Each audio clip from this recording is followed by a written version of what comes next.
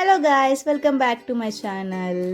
ఇవాళ tomato rice అయితే ఎలా చేసుకోవాలో చూసేద్దాం రండి. ఇవాళ వీడియో అదే. ఇక్కడ చూసారు కదా టమాటో రైస్ ఎంత మంచిగా వచ్చిందో. ప్రెషర్ కుక్కర్లో ఈజీగా ఎలా చేసుకోవాలో చూసేద్దాం. ఆనియన్స్ అయితే సన్నగా కట్ చేసి పెట్టుకోండి. అలాగే టమాటోస్ కూడా కట్ చేసుకోండి. 2 టమాటోస్ అయితే నేను కట్ చేసి పెట్టుకున్నాను. అలాగే 2 టమాటోస్ అయితే పక్కకు తీసుకోండి. అలాగే బగారా రైస్ కావాల్సినవన్నీ కూడా పక్కకు తీసి పెట్టుకోండి. అలాగే పచ్చిమిర్చి, కొత్తిమీర అండ్ ఇంకా పక్కకు తీసి పెట్టుకున్నాను కదా 2 టమాటాస్, అవి అయితే నేను ఇక్కడ మిక్సీ చేసేసాను. అలాగే ఇక్కడ రైస్ అయితే నేను క్వాంటిటీ ఇంత తీసుకుంటున్నాను. ఎంతైతే క్వాంటిటీ రైస్ తీసుకుంటామో దానికి డబల్ వాటర్ అయితే వేసుకోవాలన్నమాట.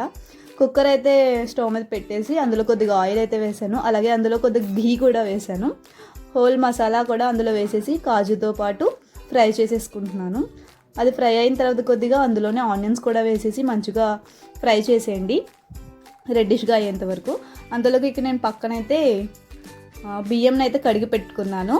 ఆ తర్వాత ఇక్కడ ఆనియన్స్ అయితే బాగా మంచిగా ఫ్రై అయిపోయాయి. అందులోనే ఒక 2 టీ స్పూన్స్ అయితే నేను మసాలా అయితే వేసుకొని అల్లం వెల్లుల్లి పేస్ట్ మంచిగా ఫ్రై చేస్తున్నాను. అందులోనే టమాటా సూప్ ఉంది కదా, మనం సూప్ చేసి పెట్టుకున్నాం కదా మిక్సీలో, అది కూడా వేసేసి మంచిగా కలిపేయండి.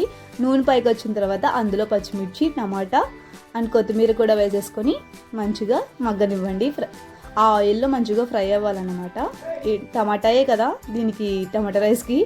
సో టమాటా అన్నది మంచిగా ఫ్రై అవ్వాలి, అప్పుడే బాగుంటుంది. అందులోనే కొద్దిగా పసుపు, ఫ్రై అయిన తర్వాత కారం, అలాగే కొద్దిగా బిర్యానీ మసాలా పౌడర్, అలాగే కొద్దిగా సాల్ట్ కూడా వేసేసుకొని దీన్ని మంచిగా సాల్ట్ వేసుకొని బాగా ఫ్రై చేసుకున్న తర్వాత అందులోనే కొద్దిగా ధనియాల పొడి కూడా వేసుకొని మంచిగా ఫ్రై చేసుకోండి.